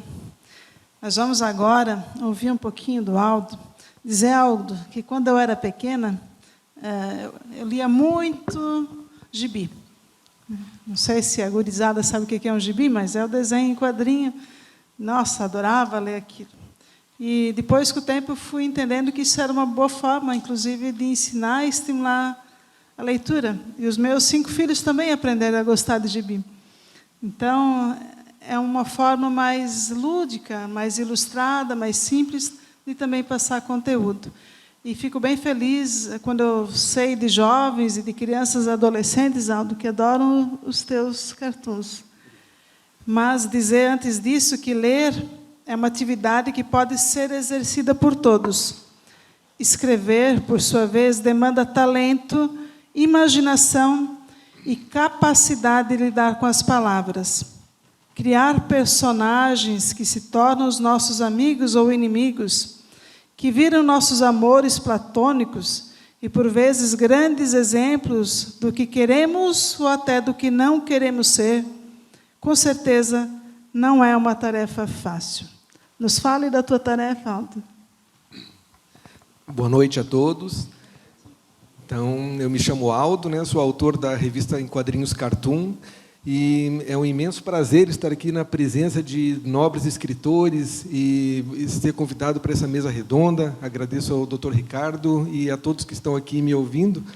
E começar, então, falando da minha relação com a literatura, né? Aproveitando o gancho da reitora Rosemarie, que a minha relação da literatura começou já aos 3 anos de idade, que eu tenho na minha memória bem gravado, que a minha mãe lia quadrinhos para mim antes de dormir todas as noites. Então, ela tinha uma coleção considerável de quadrinhos da Turma da Mônica, Disney, e ela lia para mim sempre uma revistinha antes de dormir. E tinha aquelas que eram as minhas preferidas, de maneira que, de tanto ouvir repetidamente algumas das histórias em quadrinhos, eu acabei memorizando o texto. Antes dela ler, eu já sabia o que estava escrito, e assim eu observava aqueles símbolos que tinha dentro dos balõezinhos, ouvia a voz da minha mãe, e, ao mesmo tempo, sabendo o que estava escrito ali. Foi assim que eu me alfabetizei precocemente, e a partir daí eu comecei a ler de tudo, todas as palavras que vinham na minha frente, a marca da geladeira, do carro, camiseta, outdoor. Então, eu lia letra por letra e depois pronunciava a palavra como um todo, gerando aplausos e incentivo dos familiares, né, que me deixava todo faceiro, e assim eu comecei a ler com mais frequência, e já aos 4 anos eu já desenvolvia histórias em quadrinhos autorais com personagens próprios, que eram bastante infantis, né? Mas tudo que a gente pratica com vontade, com amor, que gosta do que está fazendo, a gente desenvolve na mesma medida que a gente se dedica para aquilo. Então, foi em junho de 2001 que foi lançada a primeira edição da revista Cartoon, então, de maneira completamente amadora, e eu me divertia, sempre me diverti fazendo quadrinhos, nunca me preocupei com curtidas e, enfim, outros resultados que possam vir a trazer. Simplesmente eu adorava escrever e desenhar as histórias em quadrinho. Então, eu continuei me divertindo nesses últimos 21 anos e desenvolvi mais de 380 publicações diferentes. Agora, a principal de todas foi esse livro, que foi lançado no ano passado, que é o terceiro livro de uma trilogia, contando a história de Brusque em quadrinhos. E nos 3 volumes, então, são 160 fatos referentes à história de Brusque, desde 1840 até os dias atuais, que são divididos em 3 períodos históricos. Então, esse livro eu gostaria de deixar também para o sorteio final da nossa reunião, para que alguém possa levar para casa e se divertir com ele. Então, dando sequência, dizer para vocês que é interessante comparar, por exemplo, que até meados dos anos 90 era muito difícil, era extremamente difícil publicar um livro, e lançar um CD e desenvolver atividades culturais. Então, e foi com o progresso da tecnologia que nos dias atuais se tornou um pouco mais fácil, e qualquer um de nós que tiver interesse em gravar um CD, em lançar um livro, vai encontrar enormes facilidades. O difícil hoje em dia é encontrar quem vai ler esse livro, quem vai ouvir esse CD, porque, como disse o representante da OAB aqui na fala inicial dessa nossa noite, então, a gente é soterrado por uma avalanche de informações todos os dias, desde a hora que a gente acorda até a hora que vai dormir, tornando praticamente impossível a gente absorver todas as informações que batem na nossa porta diariamente. Então, essa é a realidade atual. É mais fácil lançar o seu livro, mas é um pouco mais difícil de formar o público. Então, eu considero a literatura, hoje em dia, a prática da leitura como uma forma de ampliar a nossa realidade, porque o nosso mundo é do tamanho do nosso conhecimento. Quanto a gente só sabe aquilo que aprendeu, quanto mais a gente busca novos conhecimentos, mais a gente consegue ampliar a nossa capacidade de perceber a realidade que nos rodeia. Então, isso que faz toda a diferença de uma sociedade que pratica a leitura com frequência de uma sociedade não adepta da leitura. Então, gostaria de complementar esse meu pensamento aqui, só comentando a respeito do momento da criação de um texto, que é uma batalha silenciosa que se forma entre o papel e a caneta. É um momento que a pessoa busca aquelas palavras que vão fazer diferença na vida de alguém. Então, para quem aqui presente pretende entrar para a literatura, se tornar um escritor, depois de tantas informações bonitas que foram passadas pelos colegas aqui da mesa redonda, eu gostaria de complementar dizendo que o grande segredo, a principal recomendação que eu daria é viver relaxado. Mas não quer dizer que é para viver despenteado ou com a roupa suja ou sem tomar banho. Viver relaxado é viver com a cabeça tranquila, desacelerada, viver em paz, praticar a paz no dia a dia e viver livre de tensões e angústias, de maneira que quando a gente consegue isso como hábito de vida diariamente, então as palavras começam a fluir um pouco mais rápido. O que trava, o que bloqueia são as angústias e as preocupações. Se a gente conseguir lidar com todas as situações que nos ocorrem no dia a dia, então é um grande passo para se tornar um escritor, porque ninguém está livre de situações complicadas, de angústias, de problemas para resolver. Todos nós temos os nossos dilemas, mas se a gente puder resolver todos eles, atravessar a vida com um sorriso, com um coração em paz e transmitindo a paz para todos aqueles que nos rodeiam, isso se torna um pouco mais fácil. Obrigado. Obrigada, Aldo. Alguém gostaria de perguntar algo? Professora Ana, fique à vontade. Alguns alunos vão fazer intercâmbio na Europa e lá eles têm, aprendem coisas novas, às vezes é que eles transformam uma pesquisa num artigo, né? E um trabalho de conclusão de curso, que tranquilamente pode virar um livro, e eles sempre falam, a professora lá, os professores dizem que para fazer isso aí precisa no mínimo de 1 ano. E aqui em 3 meses, às vezes, exigem um artigo, né? Pronto, acabado, tudo certo. Eu queria saber a sua opinião, né?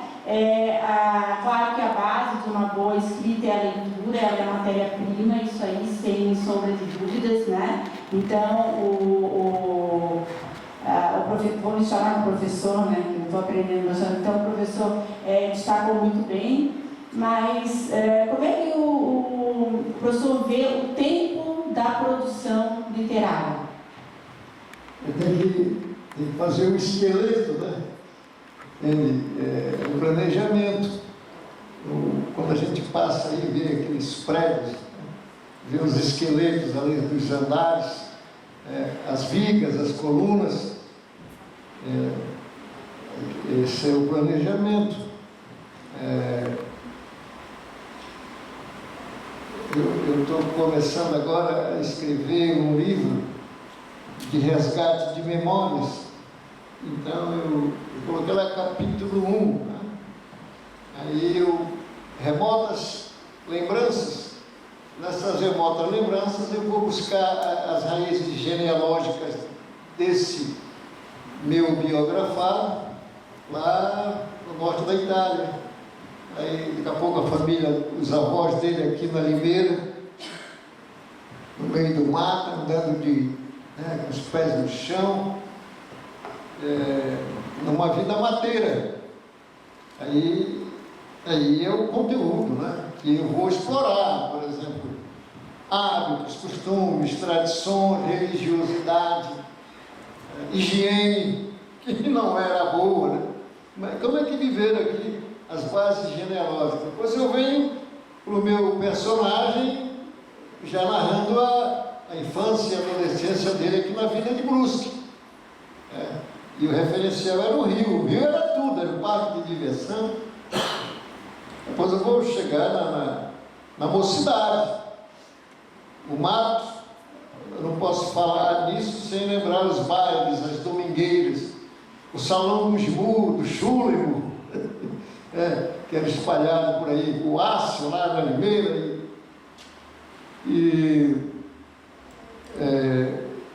são os capítulos, né, os títulos. É preciso fazer esse planejamento literário e depois correr atrás das informações, dos dados, por meio da pesquisa, de entrevistas, da tradição oral.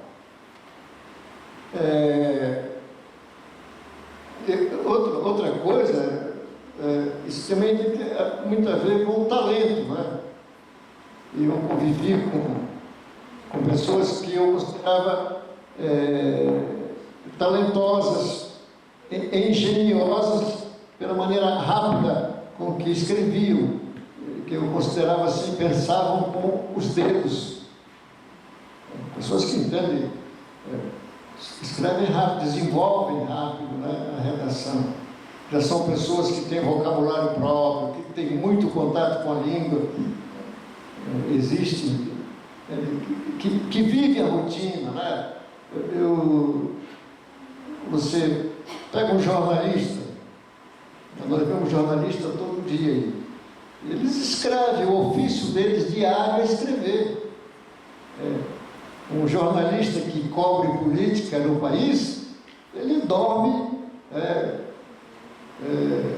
acompanhando os acontecimentos da política.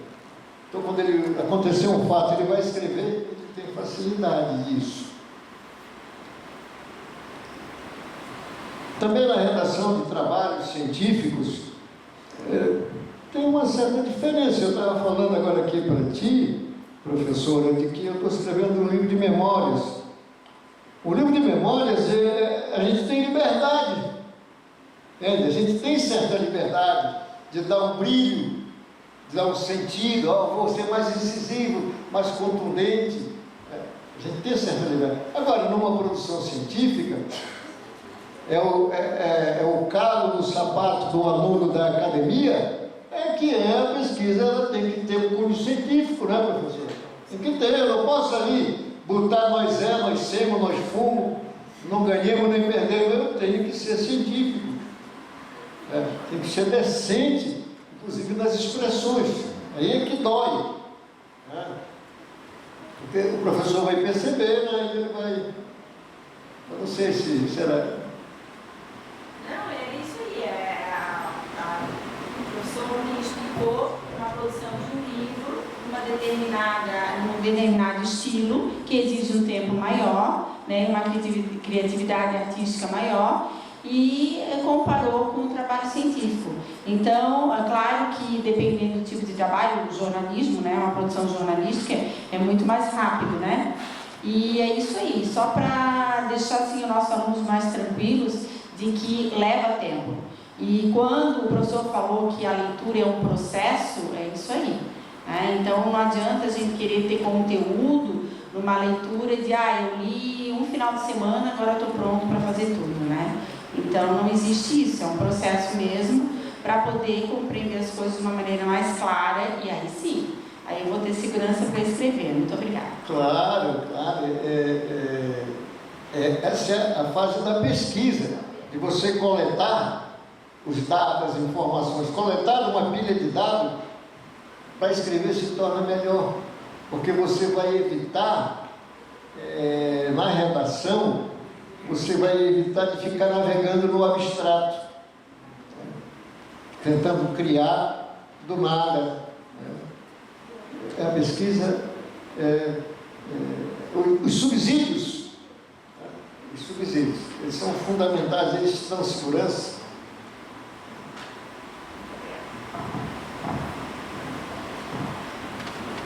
Algum questionamento mais?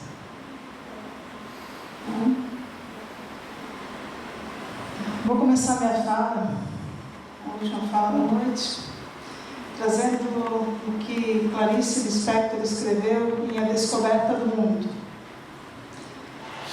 Disse ela: quando conscientemente tomei posse da vontade de escrever, vi-me de repente num vácuo.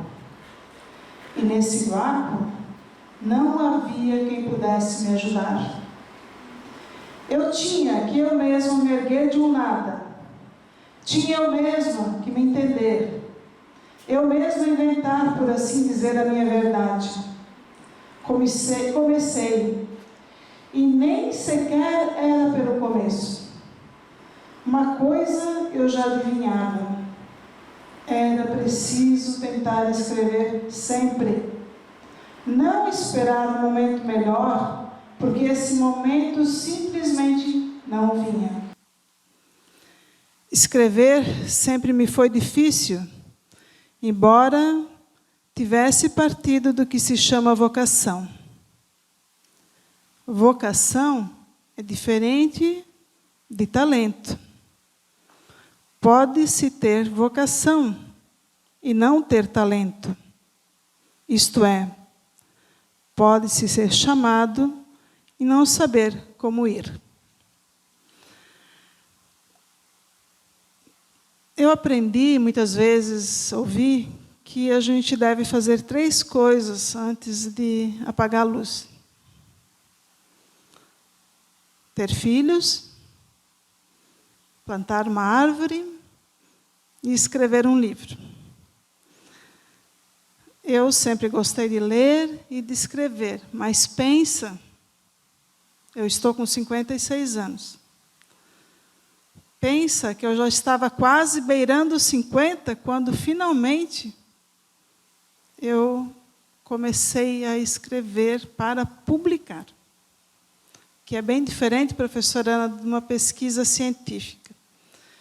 De fato, se você quer escrever um artigo com propriedade, com profundidade, não faz em 3 meses, porque precisa muita leitura, muita pesquisa, porque não é copia e cola, aí não vale, para que você consiga criar o conhecimento e o fundamento necessário para que você consiga contribuir e escrever algo que não seja só copiado dos demais. Então, exige muita pesquisa. E eu, pessoalmente, comecei a me dedicar à pesquisa quando, professor, amigos, comecei a pesquisar a minha própria história, a genealogia da minha família. Até aquele momento, eu só sabia, claro, o nome dos meus tios, dos meus irmãos, dos meus pais e dos meus avós. Ponto. Mas quem eram os outros? Quem eram os meus bisavós, tataravós? Quem eram, quem foram, de onde vieram, onde se instalaram, por que o fizeram, que vida viveram? A gente gosta de falar de genealogia e, assim, saber os nomes foi bem facinho, tá? Eu fiz umas pesquisas a mais, procurei a certidão de nascimento. No nascimento dos meus pais, eu já encontrei o nome dos avós deles, no caso dos meus bisavós, e assim foi, e perguntando. Mas preencher aquelas lacunas, porque o que adiantava eu saber o nome deles? Que história eles deixaram? Aí você volta no tempo e começa a ter que pesquisar história. E como é que tu vais conseguir encontrar a história de 150 anos atrás? Jornais. Jornais, livros eclesiásticos. Tá? Eu sou luterana, então os luteranos normalmente, além de registrar o nome, colocavam alguma observação a mais, profissão, onde moravam, algum detalhe a mais. E tive que estudar e compreender a história do lugar onde os meus antepassados se estabeleceram. E até hoje eu pesquiso a história do lugar de onde eles vieram. Ainda não consegui me aprofundar nisso. Ricardo, a gente conversa às vezes sobre isso, né? E, gente, isso nos empodera tanto, você saber quem você é. Não tem preço isso. Quem você é. E você não é só esse ser que está sentado aqui hoje. Alguém fez muito para que você estivesse aqui sentado hoje. E essa busca, ela é bem complexa, exige raciocínio lógico, porque vou dizer que eu tive alguns nós na minha cabeça para tentar entender isso. Mas uma hora você consegue se apropriar daquele conhecimento, como já dito aqui, aí ele é teu. Aí ninguém mais vai tirar, porque você, de fato, compreendeu e absorveu. Aquilo é teu e tu vais contar de olhos fechados. E, em alguns casos, para produzir literatura, também é preciso viver esse processo. Foi isso que eu precisei viver para escrever esta obra. Política, Poder e Fortuna, nuances da vida do cônsul Carlos Renaud, aqui de Brusque. Eu escrevi o ato de redigir, de sentar na frente do computador e materializar em 20 dias, nas minhas férias de verão. No entanto, eu simplesmente, usando uma palavra bem chula, eu expeli aquilo que eu tinha levado mais de 4 anos para aprender. Então, são 180 páginas aos quais eu dediquei 4 anos de pesquisa direta e mais 4 de pesquisa geral. Porque para produzir isso aqui, que é uma ficção baseada em fatos reais, onde todas as datas, os nomes, os acontecimentos são reais, eu tinha que aprender a história da colonização alemã para o Brasil, por que os alemães emigravam, por que o Brasil chamava imigrantes, como foi a colonização alemã em Santa Catarina, como foi em Blumenau, porque uma parte da história se passa lá, e como foi em Brusque. Pensa o quanto de pesquisa teve. As informações são, a maioria delas, as informações mais específicas da história, a maioria delas está aqui no nosso arquivo histórico da indústria têxtil catarinense, na nossa biblioteca. Fontes primárias, né? Então, os registros, nascimentos, escritos de óbito, bilhetes, cartas, publicações de jornais. Então, eles estão todos ali e podem ser comprovados. Mas isso tinha que se tornar atrativo. Quem é que vai querer ler? Como já dito aqui, quem é que vai ler tua obra? Quem é que ia querer ler um amontoado de nomes e datas? Ninguém gosta, nem eu. Então, as pessoas que viveram essa história tiveram que ganhar vida. E aí, no ganhar vida, entra a criatividade.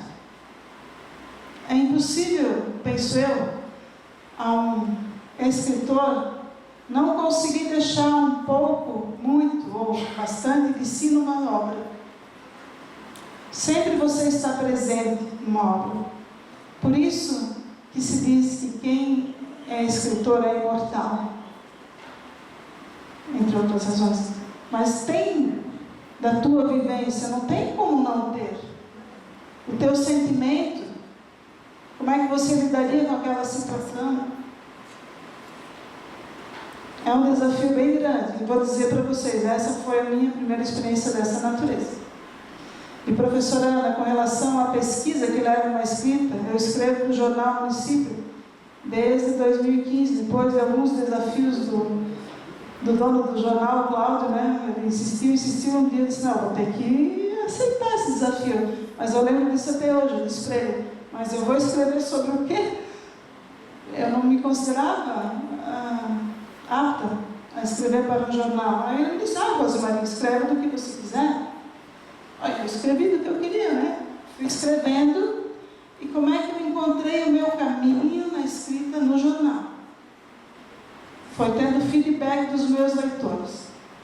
Porque eu realmente escrevia de várias coisas. Atualmente eu tenho um alinhamento, eu escrevo basicamente sobre a história regional, vez por outra, alguma outra coisa que tem link também com essa história, mas quem me disse sobre o que eu deveria escrever foi o leitor. E nos mais inusitados momentos, e pessoas das mais diversas idades. Então, eu não posso deixar o meu leitor na mão. Ele espera o que ele vai encontrar ali. E vou dizer para vocês assim, que é bem gratificante, quando às vezes no momento de relaxamento, numa roda de amigos, num bar até, jantando, chega alguém e diz: "Oh, você é a Rosemarie do jornal." Às vezes eles não sabem que eu sou reitor, nem todo mundo sabe, conhece esse meu lado. Mas jovens e muitas vezes nem tão letrados, chegam e dizem: "Olha, 16, 17, 18 anos às vezes, eu leio sempre as suas colunas, eu gosto muito." E aí outro dia vem uma pessoa de meia idade, outro dia vem uma pessoa de idade mesmo, e te dá um feedback aí, ele vai dando um norte para a gente, porque a gente não deve escrever para a gente. Se é só para a gente pode até guardar escondido, né? Mas se é para publicar, a gente tem responsabilidade nisso, nunca mais tu tiras isso. Está dito para o sempre. Sempre vai estar dito. Então, a gente precisa essa responsabilidade, precisa ter o olhar, quem é o leitor.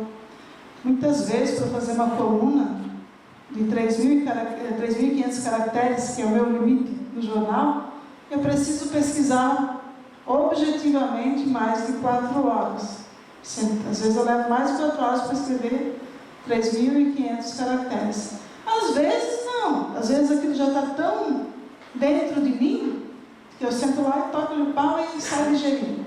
Mas não é sempre, não é todo dia que a gente está inspirado. Todos nós temos a nossa carga, o nosso trabalho, mas é aquela coisa, tem que escrever todo dia, tem que escrever, não pode desistir, sabe? E não, acho que no princípio assim não precisa ter muita preocupação se está certo ou não está, você vai melhorando no processo. E aqui eu gostaria de deixar o desafio para cada um de vocês, tá? O que você vai escrever? Como seria a biografia da sua família, que eu acho que é o mais fácil para a gente começar. Porque vai conversar com a família, tu não vais publicar, tu vais escrever, se um dia estiver maduro o suficiente para publicar, publica, mas o processo para chegar nesse nível é bem longo, né? E gostaria de chamar a atenção nesse comentário aqui, que a biografia também é a história de um lugar. E é mesmo. Os que já leram essa obra dos meus pares aqui, de todos nós que estamos aqui, inclusive do Celso que já saiu, tem muito a história do lugar onde aquilo se passou. Então, é uma forma gostosa de aprender a história, bem diferente daquela que a gente muitas vezes aprendia nos bancos escolares. Mas dizer assim, é possível, comecem, façam. Com relação ao conteúdo, à universidade, nós estamos com vários acadêmicos aqui, dizer que não pode ser superficial. Quando fizerem, façam para valer. Quando escreverem, que seja uma atividade, uma disciplina, façam com profundidade, de forma comprometida. A academia é o lugar onde a gente pode errar. Se eventualmente a gente não acertar tudo, pode ser que a nota não saia tão alta, mas se eu pegar o exemplo do direito, por exemplo, eu não posso errar numa petição, porque eu tenho a vida de outras pessoas em jogo. Então, esse momento da experimentação é na academia. E que bom que muitos de vocês ficaram até agora, porque vocês levam um pouquinho de nós. Ou muito, aí depende de quanto cada um de vocês absorveu. E muitas vezes vocês vão lembrar desse pouquinho no momento mais inusitado. Quando vocês precisarem, ele virá à tona. Dito isso, eu quero agradecer a todos, parabenizar mais uma vez o meu primo, Ricardo Hoffman, e aos que estiveram aqui, estão conosco até agora. Nós vamos entregar um brinde aqui, mas com relação ao sorteio dos livros, eu sugiro que a gente coloque eles todos aqui e a gente vai sortear e a pessoa que vai sendo sorteada escolhe o que for do seu interesse. Infelizmente, os últimos talvez não seja bem aquilo, vocês podem trocar figurinha, agora está na hora no tempo de fazer os álbuns também, né? Então, se for o caso, vocês podem trocar. A professora Bina, agradeço também pelas doações. o áudio, o professor também vai deixar aqui. Vide o que se deu com a educação nos 2 anos de pandemia. Nós que somos educadores sabemos que, se hoje nós sairmos daqui, 24 de outubro de 2022, vocês tiveram um monte de conteúdo já nesse semestre. Se hoje a gente sair daqui e por alguma razão, amanhã vocês não puderem mais voltar, vocês vão esquecer. Porque o processo de aprendizado não está completo. Então, durante esse período que vivemos, que a humanidade viveu, nós tivemos um crime com relação à educação. Não sei se será possível recuperar isso nas gerações que viveram isso. Eu realmente não sei. O tempo vai nos dizer a resposta, que se Deus permita que a gente viva para ver e para viver essa resposta. Mas a educação, aprendizado é processual. Tá? Então, vocês vão encontrar, vão receber vários livros aqui. Alguns são de leitura, outros são de consulta, mas independente deles, com certeza, para vocês terem um aprendizado e depois de voltar a ter uma conversa e poder perguntar, vocês vão ter que ler várias vezes. Por isso que a criança pequena, na sua humildade, os pequenininhos, eles pedem 10, 15, 20 vezes, me conta essa história. Eu digo, meu Deus, já te contei essa história. Não, mas conta de novo. A criança, o pequeno, ele sabe, não tem problema nenhum, pode pedir quantas vezes for preciso. Me conta de novo essa história. Então, que um dia vocês também possam fazer a sua produção, que ela possa ser lida para alguém, e que uma criança peça para outro, me conta a tua história. Obrigada, gente. Nós vamos fazer a entrega dos brindes aos nossos convidados, e já na sequência nós vamos fazer os sorteios.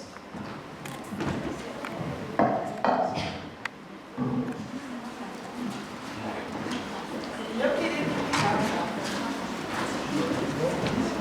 meu estimado irmão de afinidade, obrigado.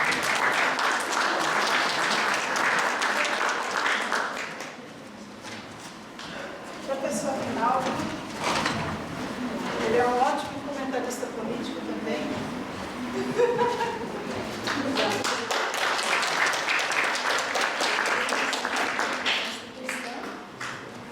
O cartunista preferido, Reinaldo.